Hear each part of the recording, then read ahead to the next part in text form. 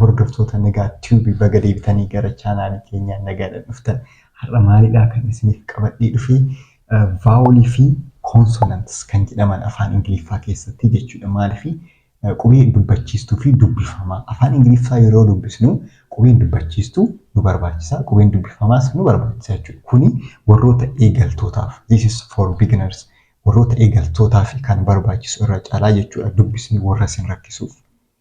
Baay'ee isin gargaara jechuudha. Maalidhaa afaan Ingiliffaa keessatti akkuma afaan Oromoo sana vaawoliin wal fakkaataa jechuudha. Garaagarummaa isaanii isinitti hima. Sagaleedhaan garaagarummaa qabaachuu danda'a. Jechoota qubeewwan tokko tokkoon illee garaagarummaa qabaachuu danda'a. So kanneen 26 jiraanti afaan Ingiliffaa keessatti, afaan Oromoo keessattis 26tu jira.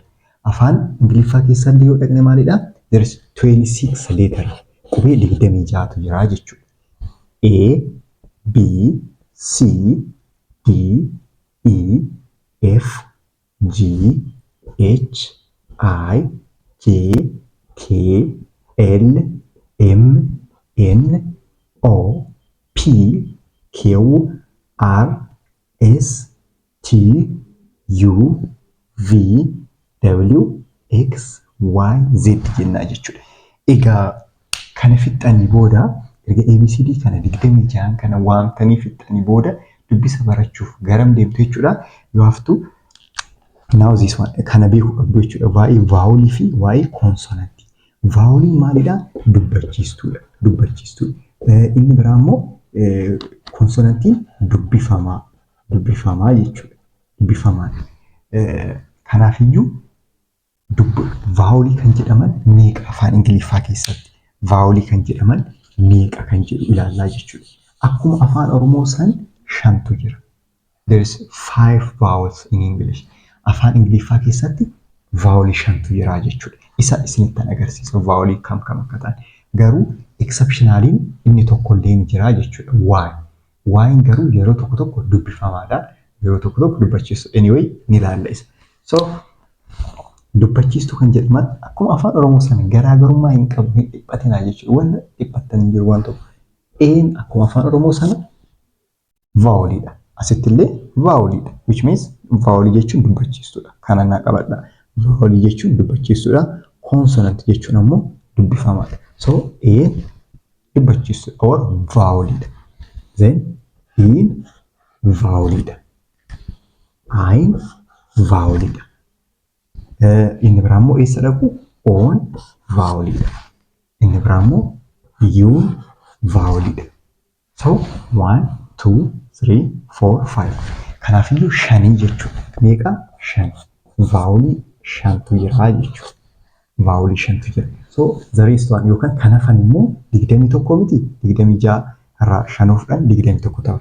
21 kun immoo maalidhaa? 21 kuni dubbifamaadha jechuudha. Dubbifamaadha. You have to know this one. Kana beekuu qabdan. So dubbachiistuun kanneen yoo ta'an kanaafiyyuu maal ta'anii jiran jechuudha. Amma dubbachiistuun asirratti yoo isin barreessu. Okay. 5tu jira. 5 kan waa'ee tanaa ni ilaalla. Waa'ee tanaa let me mark it. Akkanatti qofa ta'uu qabdu deebiteetillee dubbifamaadha isheen. Yeroo tokko tokko akka dubbifamaa, yeroo tokko tokko immoo akka dubbachiistuuttis nu dubbisna waan ta'eef jechuudha. Kanaaf vaawol kan jenne kam fa'aadha? E, I, O fi U'dha jechuudha. 5. 1, 2, 3, 4, 5.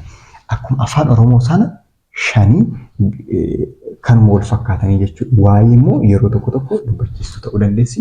Yeroo tokko tokko immoo dubbifamaa ta'uu dandeessi. Yeroo biiginarii taatan isin waa'ee ishee dhiphatinaa jechuudha. Koonsonantii yookaan ammoo dubbifamaa. Dubbifamaa kan jennu immoo maalidhaa? Kanneen jechuudha kan hafan. B, C, D, F, G, H, J, K, L, M, N, P, Q, R, S, T, V, W, X, Z kan jedhamanii waan illee yeroo tokko tokko ni taati. Kanaaf yeroo baay'ee ta'uu dandeessi jechuudha. Kanaafiyyuu kana fakkaataa jechuudha. Vaawolii 5 afaan Ingiliffaa keessatti akkuma afaan Oromoo sanaa jechuudha. Konsonantiin illee meeqa 21 jechuudha. Waluma fakkaata. Garuu vaawul jechuun maal jechuudha kan jedhu kana qabadha. Vaawul jechuun dubbachiistuu jechuudha.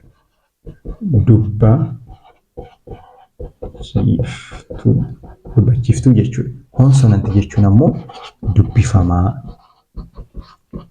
dubbifamaa jechuudha. So kana qabadhaatu gara yeroo biraatti yookaan ammoo gara dubbisuu danda'uu baattan gara dubbisaatti adeemnaa jechuudha.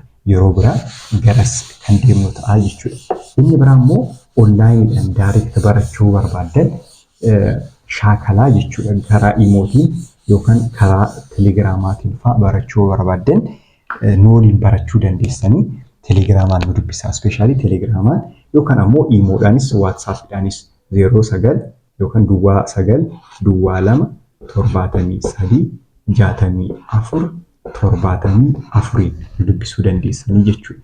Maaliidhaan telegiraamaan akkasumas iimoodhaan waatsaappiidhaan kan isiniif mijatu nu dubbisuu dandeessanii isin qo'achiisnaa jechuudha. Kanuma ammaaf bakkuma jirtanitti nagaa nuuf ta'a. Baay'ee isin jaalladha. Nagaa ta'a.